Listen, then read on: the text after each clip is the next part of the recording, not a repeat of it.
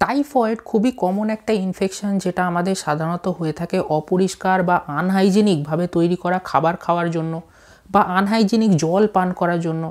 তো টাইফয়েড কি কারণে হয়, টাইফয়েড হলে কি উপসর্গ আপনি লক্ষ্য করবেন, আর টাইফয়েড যদি একবার আপনার হয়ে যায় তাহলে আপনি কি করতে পারেন, এই সমস্ত কিছুর ব্যাপারেই আজকের আমরা আলোচনা করব। নমস্কার, আমার নাম ডক্টর অঞ্জন নস্কর, আর আজকের আমরা কথা বলবো টাইফয়েড সম্বন্ধে। তো টাইফয়েড কি? টাইফয়েড হচ্ছে একটা ইনফেকশান যেটা সাধারণত স্যালমোনেলা টাইফি এবং স্যালমোনেলা প্যারাটাইফি ব্যাকটেরিয়ার কারণে হয়ে থাকে। আর টাইফয়েড সাধারণত ছড়ায় আমরা যদি অপরিষ্কার জল পান করি বা অপরিষ্কার বা আনহাইজেনিকভাবে তৈরি করা খাবার আমরা খেয়ে থাকি, তাহলে আমাদের টাইফয়েড হতে পারে। এবারে টাইফয়েড সাধারণত ছড়ায় থ্রু ফিকো ওরাল রুট। মানে ধরুন এমন কোনো ব্যক্তি যার টাইফয়েড আছে, এবারে তিনি যদি স্টুল পাস করার পর কোনোভাবে কারোর খাবারে হাত দেন বা কারোর পানীয় জলে হাত দেন, তাহলে টাইফয়েড ছড়াতে পারে। তো আপনি যখনই বাইরে কোনো হোটেলে বা রেস্টুরেন্টে খাবার খাবেন, সব সময় এটা দেখে নেওয়া খুবই জরুরি যে আপনি যে খাবারটা খাচ্ছেন সেটা হাইজেনিকভাবে পরিষ্কারভাবে তৈরি করা হয়েছে কিনা। তো টাইফয়েড যাতে কারোর না হয় সেই জন্য দুটো পয়েন্ট সবসময় আমাদের মাথায় রাখতে হবে। এক হচ্ছে আপনাকে পরিষ্কারভাবে হাইজেনিকভাবে তৈরি করা খাবার আপনাকে খেতে হবে। আর যদি আপনি বাইরের খাবার খান, যিনি আপনার খাবার বানাচ্ছেন তাকে রিকোয়েস্ট করবেন যাতে হাত ধুয়ে ভালোভাবে খাবারটা বানায় বা খাবার বানানোর সময় যাতে গ্লাভস ব্যবহার করেন।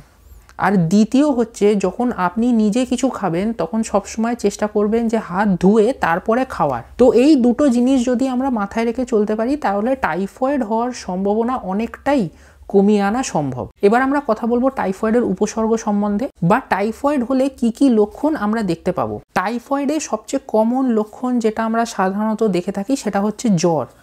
আর এই জ্বর সাধারণত হয়ে থাকে স্যালমোনেলা টাইফি বা স্যালমোনেলা প্যারাটাইফি আমাদের শরীরে যাওয়ার 7 থেকে 14 দিন পর। তার সাথে পেটে ব্যথা হয়ে থাকে, অনেকের মধ্যে কোষ্ঠকাঠিন্যের সমস্যা দেখা দেয়, এছাড়াও বমি হতে পারে, অনেকের মধ্যে প্রচুর অ্যাসিডিটি হতে পারে, শুকনো কাশি হতে পারে, শ্বাসকষ্ট হতে পারে, মাথা ব্যথা হতে পারে।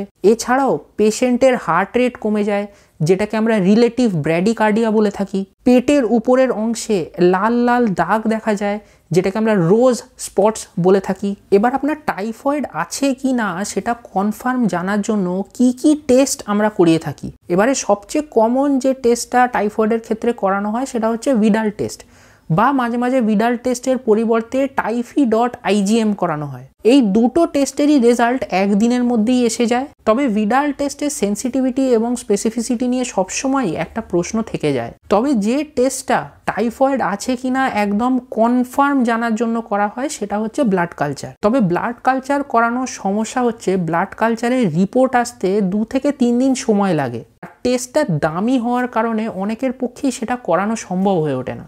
এবারে আমরা যদি টাইফয়েডের চিকিৎসা সম্বন্ধে কথা বলি, টাইফয়েড যদি সাধারণত মাইল্ড হয় তাহলে অ্যান্টিবায়োটিক্স ওরালি দেওয়া হয়। ওরালি সাধারণত 7 থেকে 14 দিন অ্যান্টিবায়োটিক্স চলে থাকে। তবে টাইফয়েড যদি সিভিয়ার হয়, পেশেন্টের মধ্যে টাইফয়েডের কারণে কমপ্লিকেশনস দেখা দিচ্ছে, তাহলে অবশ্যই অ্যান্টিবায়োটিক্স ইন্ট্রাভেনাসলি দিতে হবে। তবে ওরালি যখনই আপনি অ্যান্টিবায়োটিক্স নিচ্ছেন তখন এটা আপনাকে সবসময় মাথায় রাখতে হবে যে আপনাকে যত দিনের জন্য অ্যান্টিবায়োটিক্সটা দেওয়া হচ্ছে সেই কোর্সটা যেন পুরো আপনি কমপ্লিট করেন। আর টাইফয়েড হলে আমাদের পর্যাপ্ত পরিমাণে জল পান করাটা খুবই প্রয়োজন, কারণ জ্বর হওয়ার কারণে বা বমি হওয়ার কারণে আমাদের শরীর থেকে অনেক জল বেরিয়ে যায়। তো সেই কারণে পর্যাপ্ত পরিমাণে জল পান করাটা খুবই জরুরি। আর তাছাড়া আপনাকে খাবার বাড়ির হাইজেনিক খাবার খেতে হবে, জল ফুটিয়ে পান করতে হবে। ফল বা সবজি যদি আপনি কোনো কারণে কাঁচা খান তাহলে সেটা ভালো করে ধুয়ে তারপরেই খেতে হবে। তো টাইফয়েড সম্বন্ধে এই ভিডিও আজ এই পর্যন্তই। এই ভিডিও সম্বন্ধে আপনার কি মতামত সেটা কমেন্টের মাধ্যমে জানাতে পারেন। ভিডিওটা যদি ভালো লেগে থাকে তাহলে একটা অবশ্যই লাইক এবং সাবস্ক্রাইব করে দেবেন। ধন্যবাদ।